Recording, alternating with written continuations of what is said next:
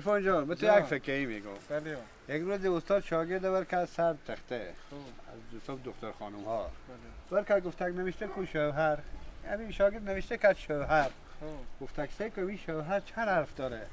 گفت شوهر که حرف نداره. ای جان بگو لالا قاسم. بله. یک روز همین زفتی روزه بود برفتم یخ فروشی. گفتم لالا 1 کیلو یخ بده. بعد از اون که گفت یخور بیاورد. انا سعی کردم که حال کیسی خود نگاه میکنم پول ندارم. دست خو بکشم روی یخا. گفتم از این یختر نداری؟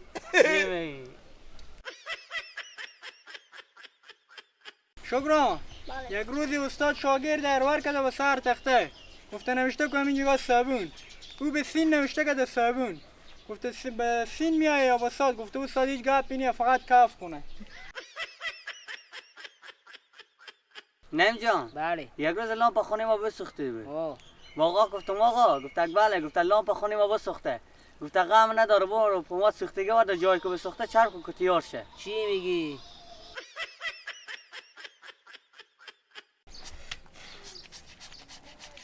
سلام علیکم. سلام خوبین سرمند بین. بخیر انشالله. شو زنده باشی. میکنه. امی پنچر شده والا پینه دارم چسب ندارم. بله. انا را شما پرسان میکنی یعنی شما چسب ندارین؟ ما نه لالا جگر ما انگلی داریم. چی میگی؟